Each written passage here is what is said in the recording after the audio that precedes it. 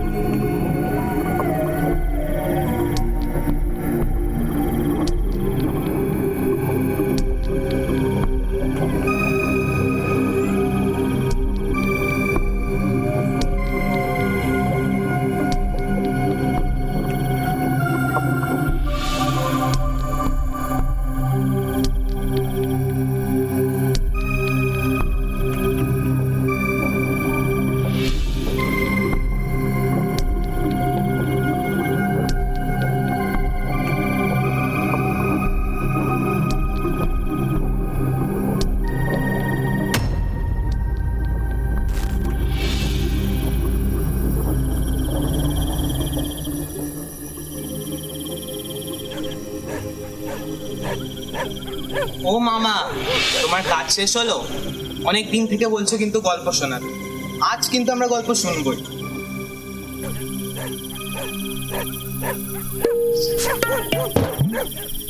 কিরে, তোদের পড়াশোনা কেমন হচ্ছে?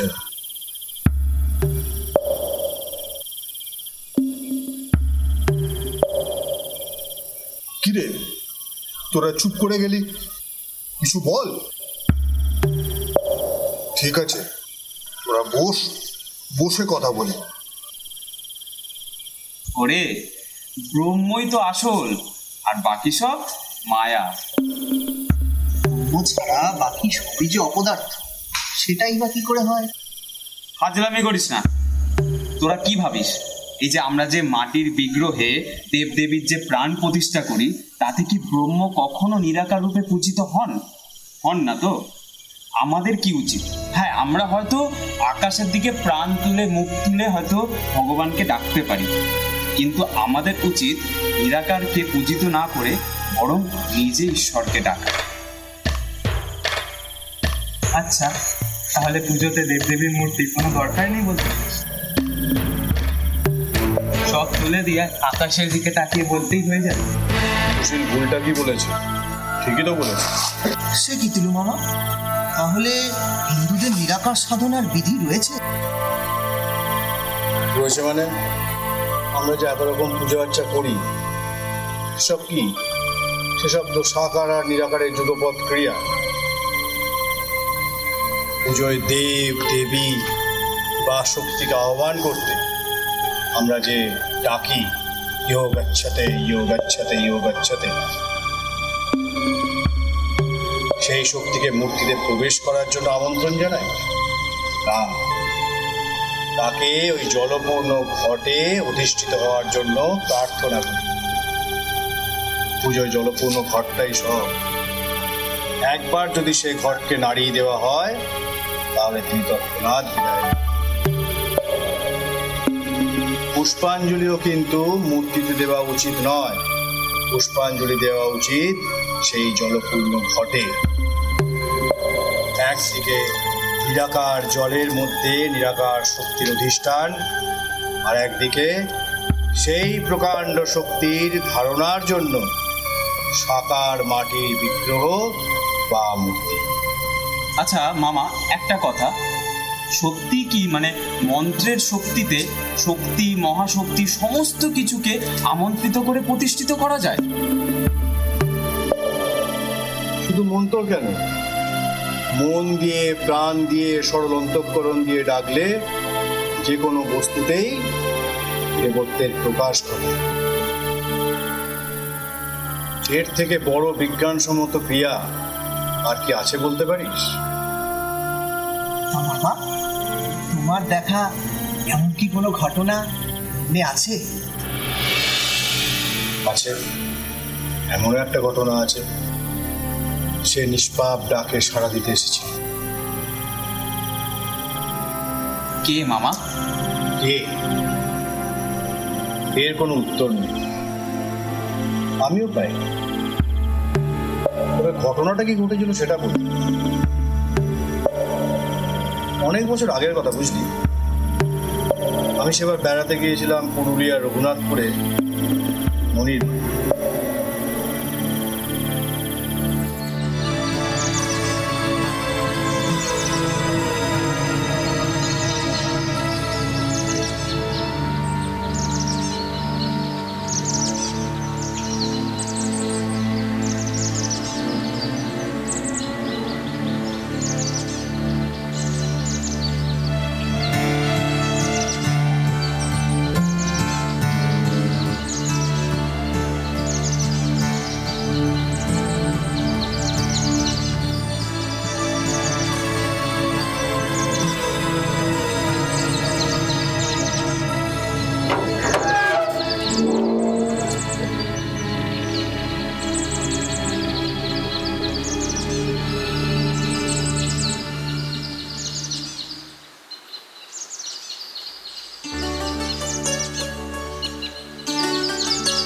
কত বড় বাড়ি!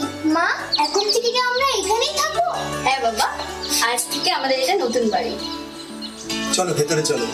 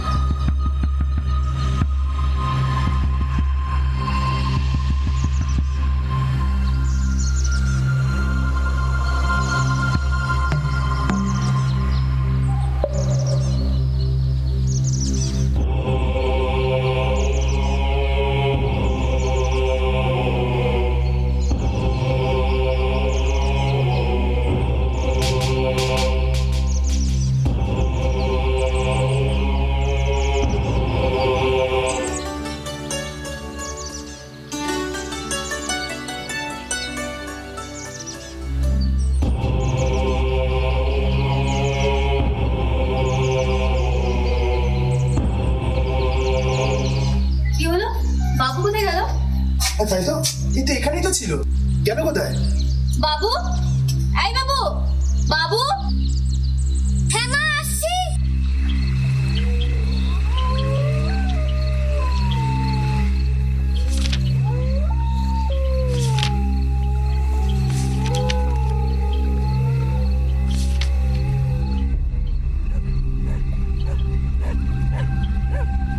অঞ্জলি, এক গ্লাস জল দাও তো, বড্ড জল তেষ্টা পেয়েছে।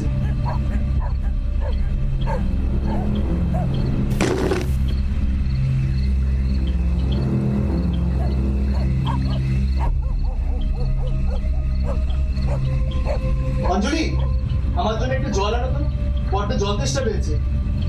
কি গো, চলো খেতে চলো। খাবো? এখন কটা বাজে? ঘড়িটা একবার দেখেছো? সবে 10টা বাজে, পরে খাবো। এই তুমি আমার জন্য জলটা নিয়ে এসছো? জল? তুমি আমাকে কখন জল আনতে বললে? যা বাবা, তোমাকেই তো একটু আগে আমি জল আনতে বললাম। তোমার মাথাটা কি খারাপ হয়ে গেছে? আমি ছিলাম রান্নাঘরে, আমি এখানে কখন আসলাম শুনি? কি বলছো? এর আগে আসোনি? আগে না মশাই, দাঁড়াও এনে দিচ্ছি।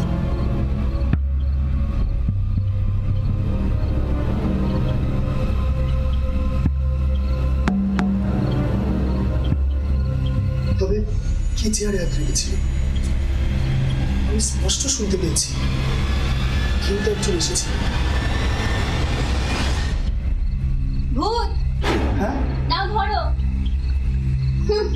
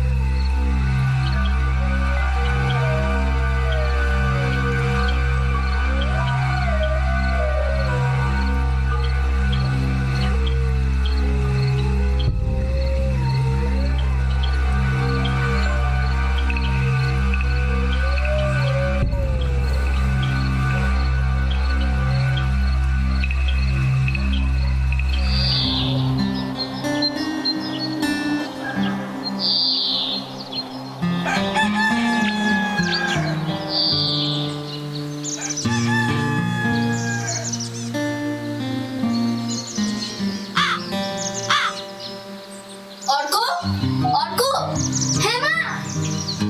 এই যে বাবা, দুষ্টুমি করবে না, আর টিফিনটা দিয়েছি ঠিক মতো করে খেয়ে নেবে, ঠিক আছে? তুমি একদম চিন্তা করো না, আমি পুরো লক্ষ্মী ছেলে থাকবো। বলে বাবা রে। হ্যাঁ গো, তোমার হলো? হ্যাঁ হ্যাঁ হ্যাঁ হ্যাঁ, হয়ে গেছে। এই রেডি? হ্যাঁ একদম। ঠিক আছে, এই আমরা আসছি কিন্তু। হ্যাঁ আচ্ছা, সাবধানে যেও। হ্যাঁ, চলো।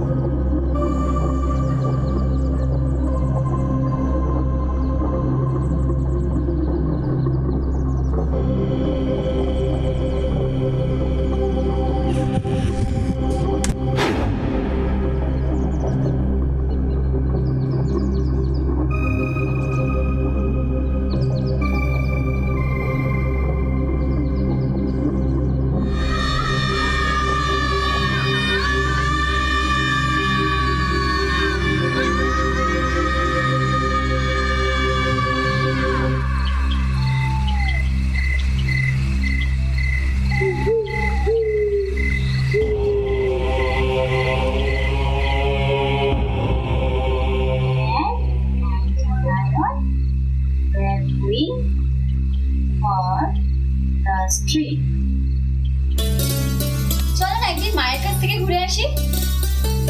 চলো, কবে যাবে বলো? সামনের সপ্তাহে বাবুর পরীক্ষা শেষ হয়ে যাচ্ছে, তখন না হয়। কে কে ওখানে? কে? কোথায়? কেউ নেই তো ওখানে? আমি স্পষ্ট দেখলাম ওখান দিয়ে একটা মেয়ে হেঁটে চলে গেল। না, এখানে তো কাউকে দেখতে পাচ্ছি না। তুমি কি সব ভুলভাল দেখেছো? আমি ভুল বলছি না। আচ্ছা আচ্ছা, দাঁড়াও, আমি একটু বাড়ি থেকে দেখে আসছি।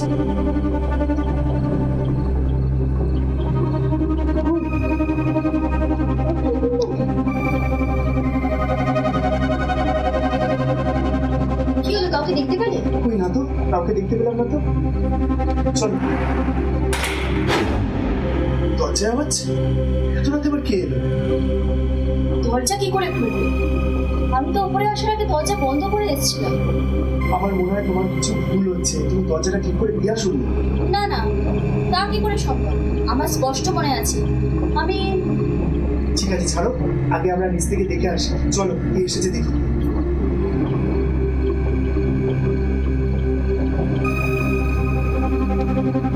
দরজা তো বন্ধ, তাহলে দরজার আওয়াজ কি করে হচ্ছে কিছু তো বুঝতে পারছি না। সেটাই তো, এত রাত্রিরে দরজায় তালা দেওয়া, তাহলে কে ঠকঠক করবে? এই বাড়িতে আসার পর দিনের পর দিন একের পর এক ঘটনা ঘটে চলেছে।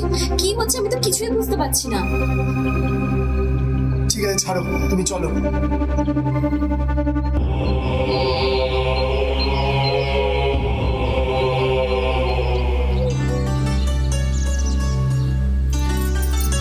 কি হলো?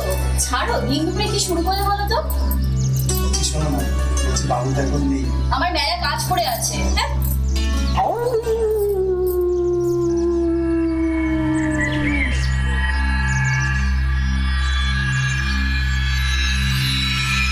কিসের আওয়াজ বলো তো? এখানে নেকড়ে টেকড়ে আছে নাকি? হ্যাঁ, কালকেও তো শুনেছিলাম, কিন্তু দিনের বেলা নেকড়ে সেটা তো আমি জানতাম না। চলো তো একবার দেখে আসি। হ্যাঁ, চলো তো।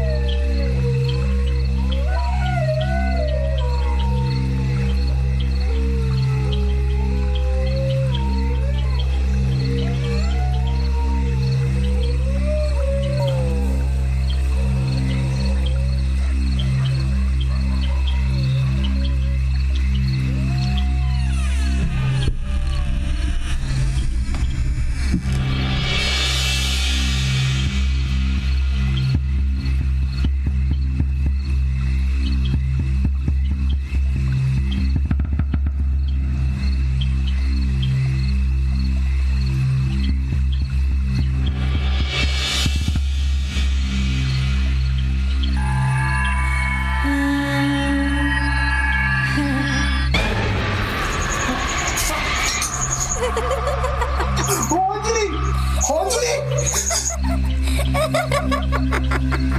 অঞ্জলি, অঞ্জলি, অঞ্জলি,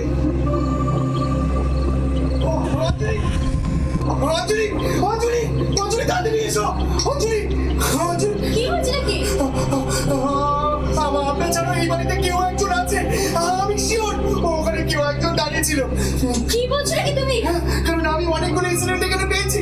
কারণ আমি যখন এখানে জল খেতে এসেছি, তখন যেন কেউ একজন ওখানে দাঁড়িয়ে ছিল। আচ্ছা তুমি শান্ত হও, শান্ত হও বলছি, আমি দেখছি।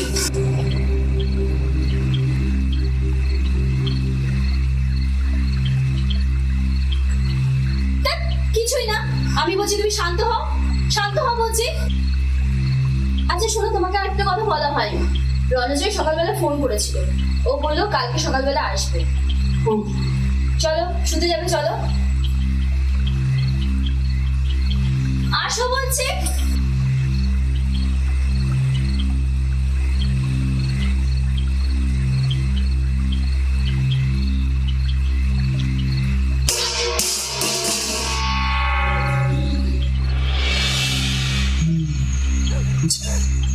কিন্তু মামা, এই কাবাব মে হাড্ডির মাঝখানে ওই রণজয়টা তো ঢুকে গেল। আচ্ছা, এই রণজয়টা কি? আমি বলবো রাঘবের ভাই। কারেক্ট। রণজয় হলো রাঘবের একমাত্র ভাই।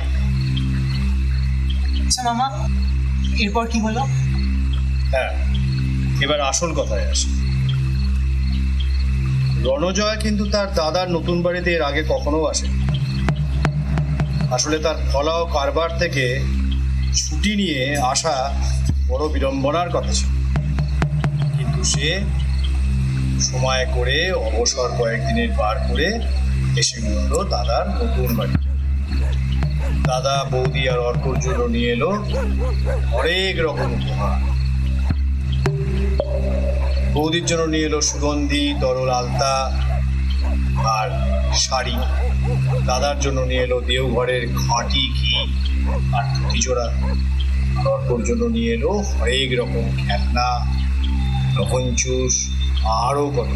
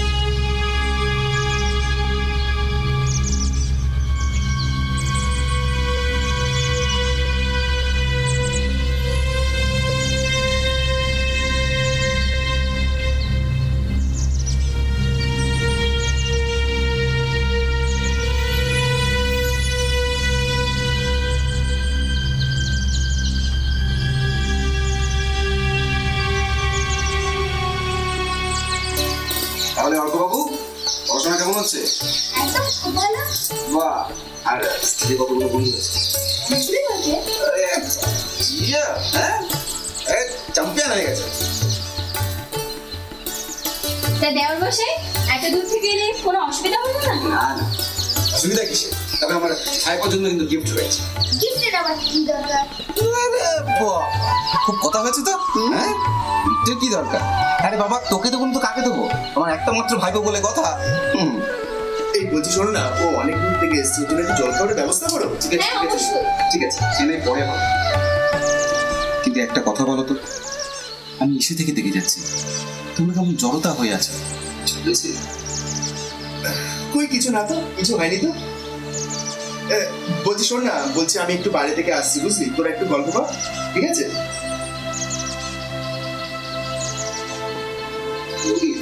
হ্যাঁ, কি ব্যাপার বলো তো, কি হয়েছে?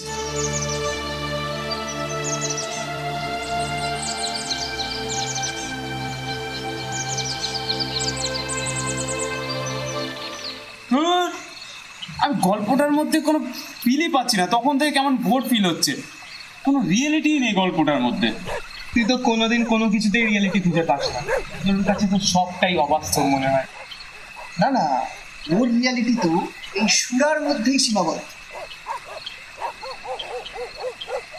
এই দীপ দেখ, ভালো হচ্ছে না বলে দিচ্ছি। হ্যাঁ মামা, বলো তো, বলো, বলো।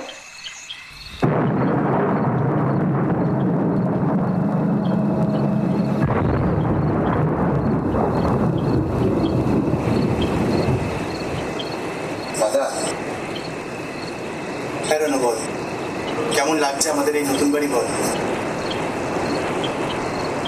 দাদা, আমি বৌদির মুখে সবটা শুনেছি। কি শুনেছিস? দেখ দাদা, তুই আমার ইন্সপিরেশন। ছোটবেলা থেকে কখনো তোকে ভয় পেতে দেখিনি, আর আমার মনে হয় তুই আজও সেই আমার সাহসী নির্ভীক দাদাই আছিস। এসব তো মনের ভুল, এসব এসব তুই ভাবিস না। এই বাড়িতে কেউ নেই, এইসব তুই ভাবিস না, বুঝলি?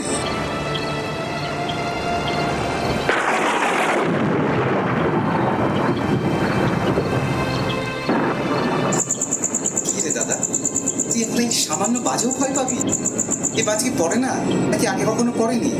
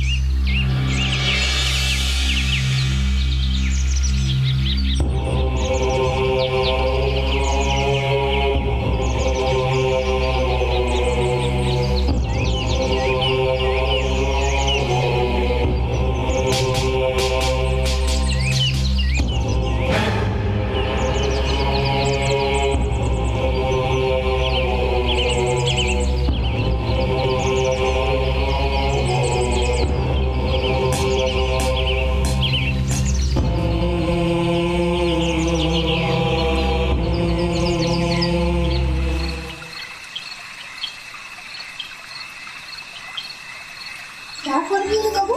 তারপর তারপর তুমি যাচ্ছিলাম, রাস্তায় একটা লোক ছিল। একটাও না? এরে বাবু, দুধটা খেয়ে নে। কি হলো ভাই, দুধের কাপের দিকে এভাবে তাকিয়ে আছো কেন? আচ্ছা বৌদি, তুমি এখন দুধটা নিয়ে এলে, তার আগে কি একবার রান্নাঘরে গেছিলে? হ্যাঁ, দুধের কাপে দুধটা ঢেলে ঠান্ডা করতে দিয়ে আমি জামা কাপড়গুলো তুলতে গেছিলাম, তারপর আবার এখন এখানে এলাম। তার মাঝখানে আরেকবার কি গেছিলে? না তো, কেন বলো তো? আপাতত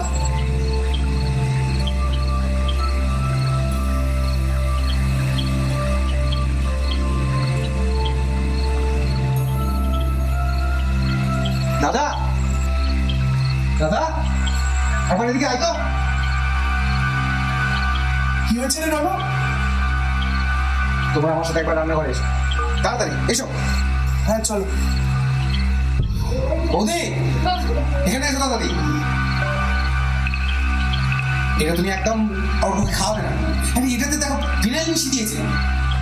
আমি এরকম কোনো কৌটোই রাখিনি রান্নাঘরে। বিশ্বাস করো, এরকম যে সর্বনাশ হলো আমি কিছুতে বুঝতে পারছি না। আমি বেখেয়াল হইনি, কোনো মতেই হইনি। জানি বৌদি, আমরা জানি কোনো মা কি তার ছেলেকে বিষ দেয় কখনো? এই বাড়িতে কিছু একটা আছে দাদা। হ্যাঁ, এই বৌদি না থাকাকালীন আমি একজন কাউকে দেখেছি এই ঘরে ওই দুধের গ্লাসে নিয়ে কিছু একটা করতে। আমাদের আমাদের খুব সাবধানে থাকতে হবে বৌদি। একটা একটা বড় সর্বনাশ হতে যাচ্ছিল। মা কি হলো? কিছু না বাবা, কিছু না, চলো। চলো ঘরে চলো। দাদা হাই।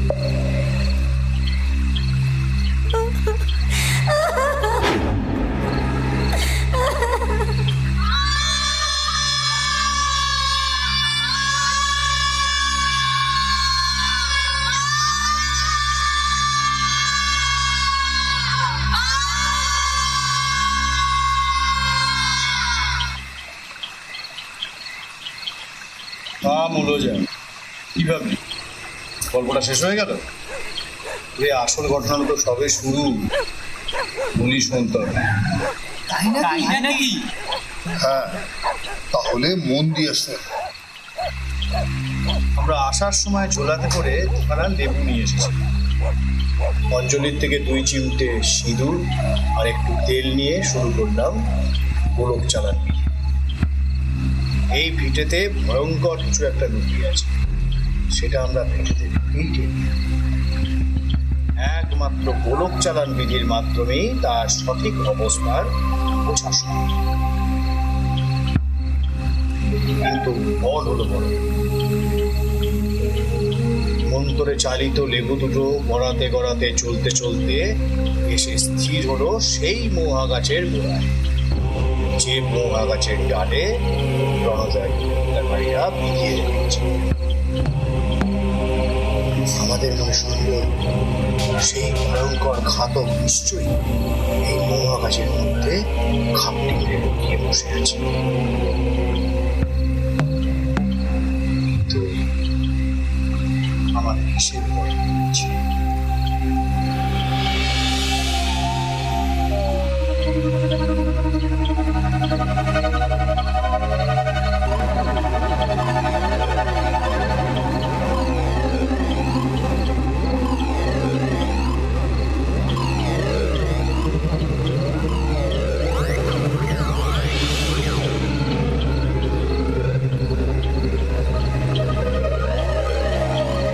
আসতে পারি?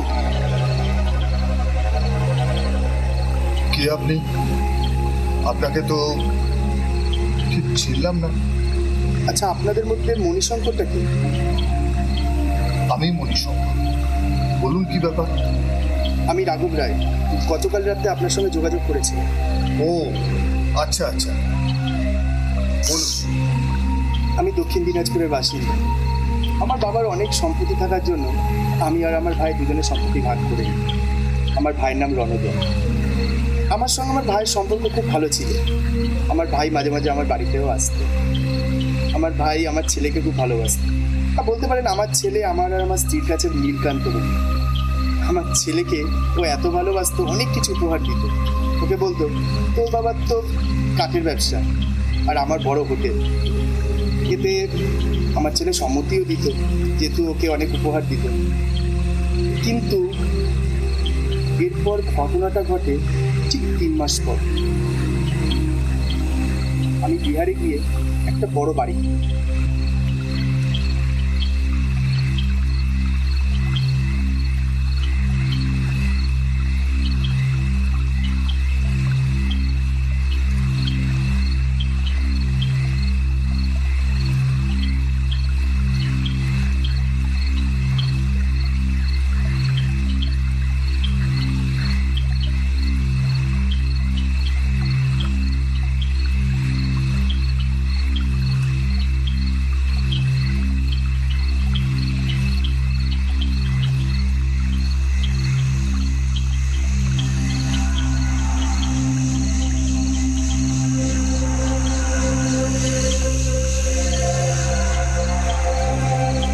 মোড় থেকে তো বাঁদিকে এই বাড়িতেই বলেছিল নাকি? সেরকমটাই তো বলেছিল।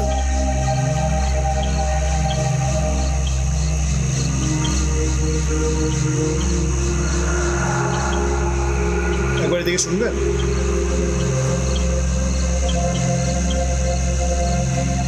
এটা কি হনুমান প্রসাদের বাড়ি? জি বাবু, আমি তো হনুমান প্রসাদ, আর এটা হনুমান প্রসাদেরই বাড়ি। কি ব্যাপার আছে বলুন। আমরা কিছু কথা তোমার কাছে জানতে চাই। आप लोग कौन है बाबू?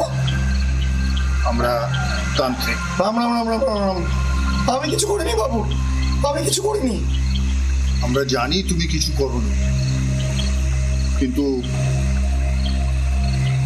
তুমি যদি আমাদের সাহায্য না করো তাহলে কিন্তু তোমাকে তুলে নিয়ে যাব।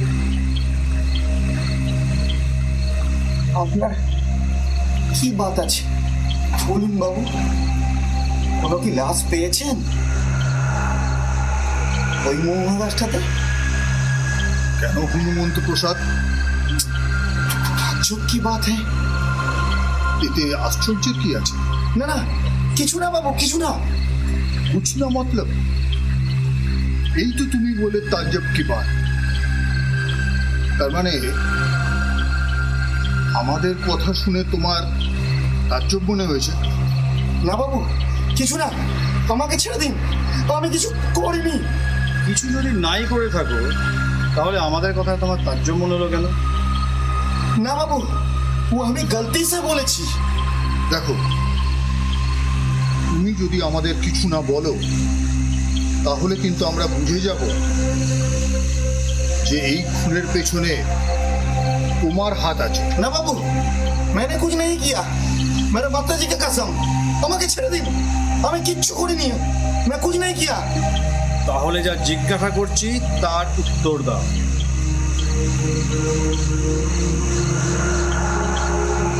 हाँ हाँ बोलिए, क्या जानना चाहते हैं बोलिए। যা বলবে সত্যি বলবে। हाँ हाँ আমি যে জানি সত্যি বলবে। তাহলে বলো, ওই বাড়ি সম্পর্কে তুমি কি জানো? আমাদের কথা তোমার কাছে তাজ্জব মনে হলো কেন? আমার মনে হয় রাঘব বাবু যে আমার থেকে বাড়িটা কিনেছিলেন ওর ভাই মনে হয় ভালো নেই থে, ভালো নয়।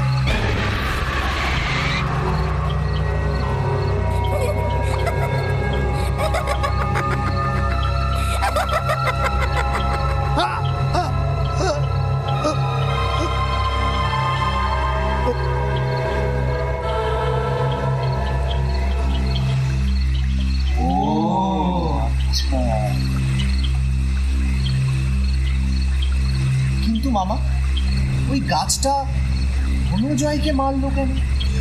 সেটার উত্তর পেলাম পেতাহুতির। সেটা আবার কি? পুরো জায়গায় প্ল্যানচেট বলিস। 3 জন বা 4 জন ঘরের মধ্যে আসনে বসে 4টি ঘিয়ের প্রদীপ জেলে প্রেতকে আহ্বান।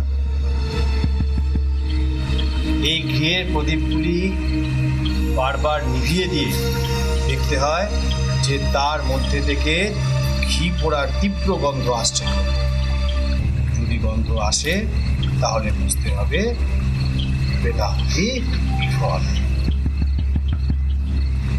এরম 3-4 বার করার পরে যখন ঘিয়ের প্রদীপগুলো নিভিয়ে দেওয়ার পরে ঘিয়ের কোনো গন্ধ আসবে না, তখন বুঝতে হবে বেদ ঘরে প্রবেশ করেছে এবং বাড়ি কি আছে। রণজয় ঘরে প্রবেশ করেছিল এবং আমাদের সামনে এসে দাঁড়িয়েছিল। তার মানে আসল ঘটনাটা রণজয় নিজেই বলেছে নিজের মুখে। রণজয় তো মিথ্যেও বলতে পারে। হ্যাঁ, বেদ আহুত হওয়ার পর বানিয়ে বানিয়ে মিথ্যে বলার প্রবৃত্তি তার থাকে। রণজয় সব সত্যি বলছে। কিন্তু মামা, এটা কিভাবে সম্ভব? অনুজয় দোষী। কিন্তু রণজয় কি করে দোষী হতে পারে? আমি তো রণজয়ের চরিত্রের মধ্যে কোনো নেগেটিভিটি খুঁজে পাইনি।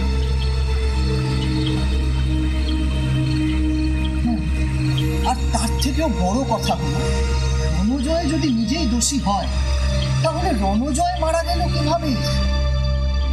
ধীরে বৎস ধীরে। মুখ আর মুখোশ দুটোই কি এক হয়? মানে হচ্ছে রণজয় তার দাদার সামনে নিজেকে যেভাবে উপস্থাপন করেছিল সেটা একটা দোষ ছিল। তার মানে অর্কর দুধের গ্লাসে যে বিষটা পাওয়া গিয়েছিল ওই বিষটা আর কেউ নয়, রণজয় অর্থাৎ অর্কর নিজের কাকা সেই মিশিয়েছিল। একটা সেকেন্ড। রণজয় যদি ওই দুধের গ্লাসে নিজে বিষ মিশিয়ে থাকে তাহলে রণজয় কেন তা অর্ককে বাঁচাতে গেল? সেটাই তো। এটা কি করে সম্ভব হলো বলো তো? আসলে রণজয়ের উদ্দেশ্য ছিল তার দাদা বৌদির প্রাথমিক বিশ্বাস অর্জন করা।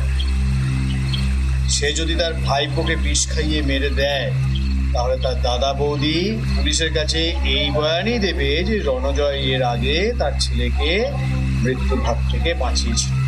এটাই রণজয়ের আসল উদ্দেশ্য ছিল, আরও সেই চেষ্টাটাই।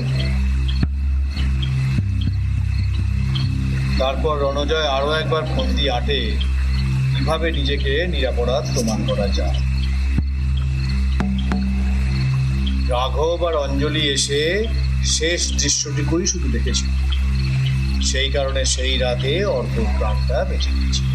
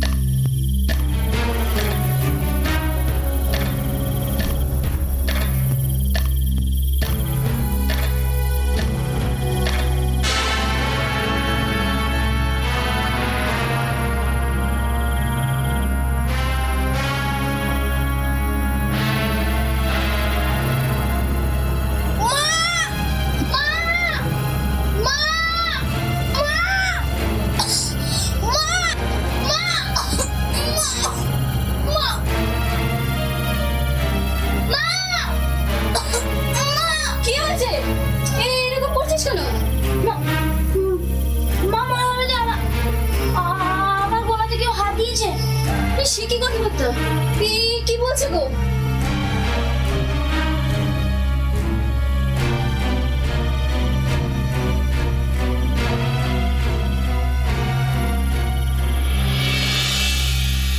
সেই মহুয়া গাছটা। হ্যাঁ, তারপর কি হলো? এইভাবে নিজের ধুরন্ধর বুদ্ধিতে তার নিজেকে নিরপরাধ প্রমাণ করা সাক্ষ্য প্রমাণাদি তৈরি করে রণজয়। তাহলে কি রণজয় কখনোই তার ভাইপোকে মারার চেষ্টা করেনি?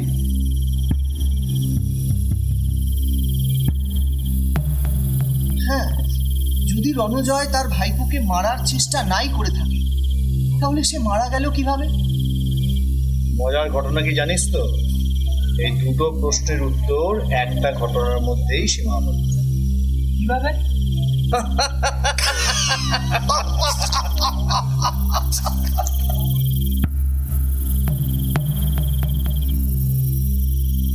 আমরা রাঘবকে সব সত্যি কথা বলি, কারণ সে তার ছোট ভাইয়ের এত নিম্ন মনোবৃত্তি আঘাত সহ্য করতে পারবে না। অর্ককে খুব ভালোবাসত। কিন্তু মামা, রণজয় মারা যাওয়ার পর রাঘবের বাড়িতে ওই ভৌতিক কাণ্ডগুলো কি বন্ধ হয়েছিল? প্ল্যান চেক শেষ করার পর আমি আর মণি রাঘবের বাড়িতে।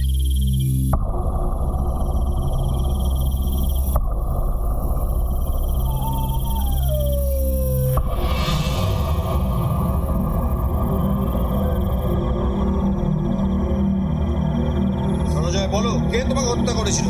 কেন তোমাকে হত্যা করা হয়েছিল? বলো রণজয়, বলো বলো বলো রণজয়।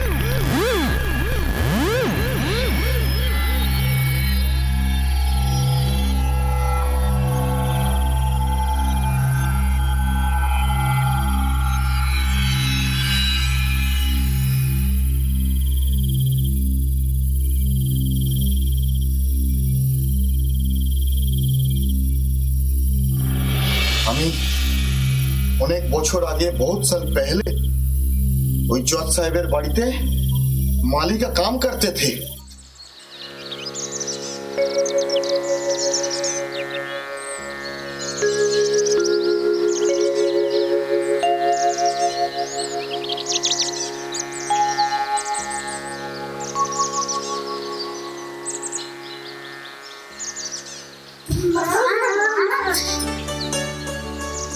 জানো মা, আজ কুটিমালা সবাই ভাইফোঁটা দিচ্ছে। আমরা কি পারবো না? আমরা কি কোনোদিনও ভাইফোঁটা দিতে পারবো না মা? কেন পারবে না?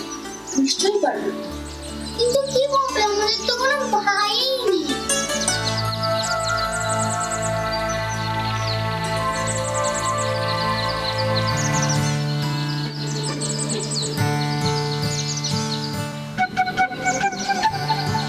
কে বলেছে তোদের কোনো ভাই নেই?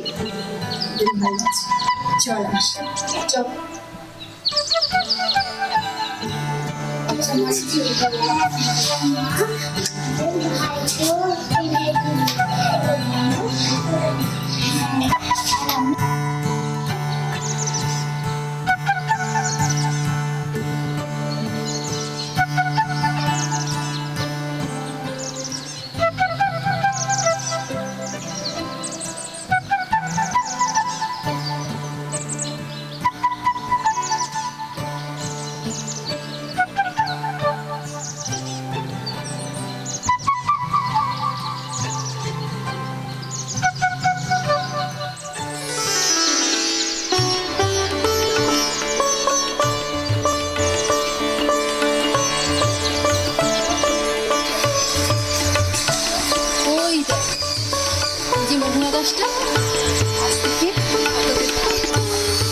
আমরা যখন থাকবো না, তখন গাছটাই ডালপালা মেলে তোদেরকে ভাই হয়ে রক্ষা করবে। তাহলে কি আমরা এই গাছটাকে ভাইফোঁটা দিতে পারি? হ্যাঁ, পারিস তো। তাহলে আমি ধূপকাঠি নিয়ে আসি। তাহলে আমি একটু ফোন নিয়ে আসি। তাহলে চল, চন্দনও লাগবে। হ্যাঁ, তাড়াতাড়ি চল, ঠিক বলেছিস তো।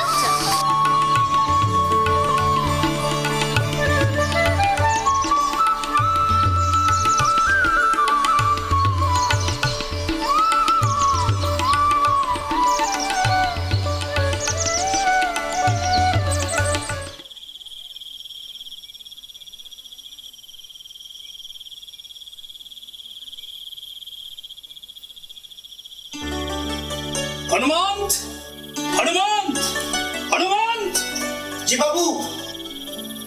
এইটা নিয়ে যা। হ্যাঁ বাবু।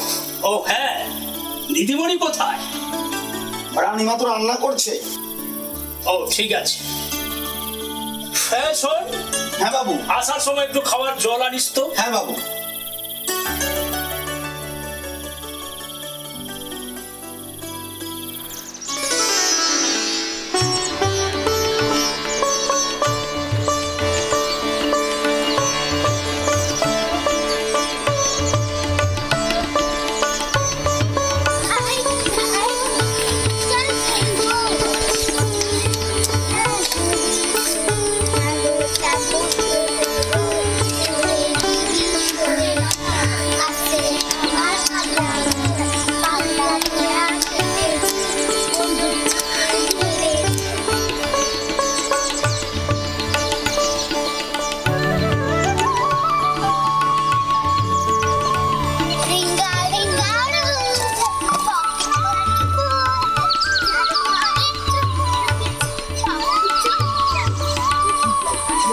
রাজার ঘরে ছোট্ট করছে, সবাই চুপচাপ। বুঝলাম। তারপর तारपर क्या बोले? दुख की बात है, वो बोलने से बहुत दर्द होता है। কেন কেন এরকম মনে হলো?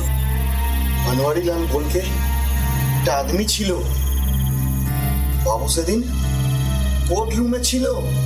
আমি এটা ভালো করে জানতে পেরেছিলাম যে বাবু একজনকে মৃত্যুদণ্ড দিয়েছিল, আর সেই ক্ষোভেই তারা বাবুর বউকে হত্যা করেছিল। কিন্তু ওরা বাবুকে হত্যা করতে এসেছিল। বাবুকে সেদিন ওরা পায়নি, কিন্তু ওরা বাবুকে না পেয়ে বাবুর বউকে আর বাবুর দুই মেয়েকে হত্যা করে।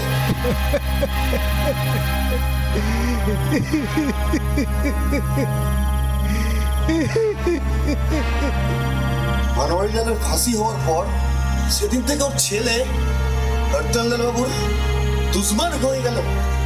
এর বদলা নেবার জন্য বনওয়ারি লালের মাথায় খুন চেপে গেল। ভাই দুজের দিন রাত্রিবেলা আমরা সবাই ঘুমিয়েছিলাম।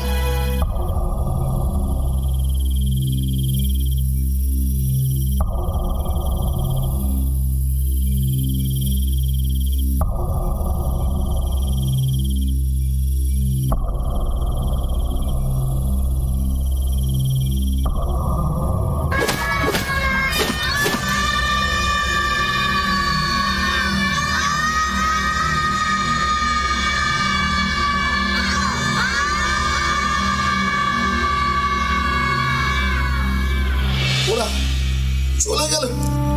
তারপর আমি কোতোয়ালিতে গিয়ে খবর দিই, আর কাঁদতে কাঁদতে हम अपना खो बैठे। আমি হোশ হারিয়ে ফেলি। চোখ খোলার পর শুনলাম একমাত্র বাবুই বেঁচে গিয়েছিলেন। লেকিন বাবুর মনে একদম ভেঙে গেছিল, कुछ भी খাচ্ছিলেন না, রাতে नींद भी হচ্ছিল না। अंदर से बाबू एकदम शेष हो গিয়েছিল। फिर एक महीना बाद एक दिन হনুমন্ত, হনুমন্ত, হ্যাঁ বাবু। এই নে টাকাটা ধর। কেন বাবু? তুই দেশে চলে যা। কেন বাবু? বিয়ে শাদী কর, চাষবাস কর। আমি ভাবছি এগুলো সব বিক্রি করে দিয়ে আমি চলে যাব। বাবু আপনি চলে যাচ্ছেন, এটা কি কেউ? কি আর করবো থেকে, যাদেরকে নিয়ে আমি থাকবো ভেবেছিলাম তারাই তো আজ আমাকে ছেড়ে চলে গেল। আমি আর কি করবো ওর থেকে? দেখুন বাবু, এই বাড়ি তো আপনার, আপনি এই বাড়ি ছেড়ে কোথায় যাবেন? আপাতত ভাবছি কলকাতায় ফিরে যাব, শেষ জীবনটা ওই পৈতৃক বাড়িতেই কাটিয়ে দেবো। এখানে আর কখনো আসবো না রে। আর শোন, আমার কথাটা মন দিয়ে শোন, তুই পারলে এই বাড়িটা কাউকে ভাড়াই দিয়ে দিস। আজ থেকে এই বাড়ির সব দায়িত্ব তোর। বাবু আপনাকে ছেড়ে আমি কোথায় থাকবো বাবু? বুকের মাঝে আমাকে রেখে দিস, আর শরীর সুস্থ থাকলে মাঝে মাঝে আসিস কলকাতায়। আমি এখন আসি।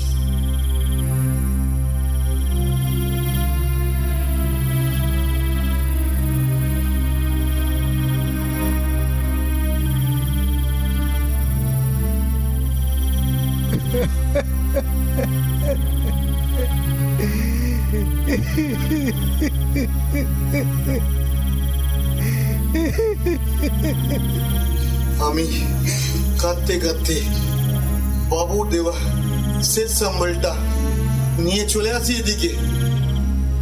আর ইচ্ছা ছিল যে বাঙালিরা এখানে শরীর সারাতে আসে তাদের ভাড়া দিই, কিন্তু রাঘব বাবুকে বেচেই দিলাম পুরো।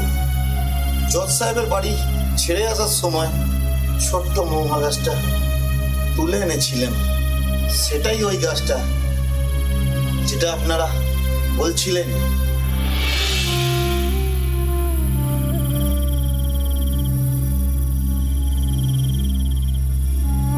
আপনারা যা যা বলছেন তার সবটাই কি সত্যি?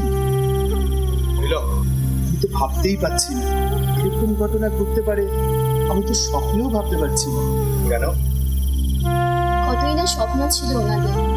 হে ঈশ্বর, তুমি ওনাদের সুস্থ রেখো, ভালো রেখো। অস্বাভাবিক কিছু ঘটেনি, তবে আমার ছেলে অর্ক, ওর যে কি হয়েছে না আমি কিছুই বুঝতে পারছি না। কেননা ও সবসময় না কেমন আনমনা হয়ে বসে থাকে, আর বারবার ওই মহুয়া গাছটার দিকে তাকিয়ে থাকে। ওই যে দেখুন না, ভাই মারা যাওয়ার পর থেকে আমার ছেলে বাড়িটা যে কিভাবে অসুস্থ হয়ে গেল, এর বেশিরভাগ সময় মহুয়া গাছের দিকে তাকায়। আর আমরা জিজ্ঞাসা করলেই বলে ও আমার সাথে কথা বলছে, ও আমার বন্ধু। এমন যেন একটু হয়ে গেছে আমার ছেলেটা, খেলাধুলোও করে না, বেশি কথাও বলে না, সারাদিন কেমন চুপচাপ থাকে। আর যখনই সময় পায় ওই মহুয়া গাছের সামনে এসে কাঁদে। আচ্ছা, আমার ছেলে কি কখনো স্বাভাবিক হবে না? এর কি কোনো উপায় নেই আর? আচ্ছা, কি উপায়? আগামী দুর্গা অষ্টমী তিথিতে একটি তুলসী মঞ্চ স্থাপন, আর সেখানে মহাদেবের পূজা অর্চনা, আর ওই তুলসী মঞ্চটির নামকরণ।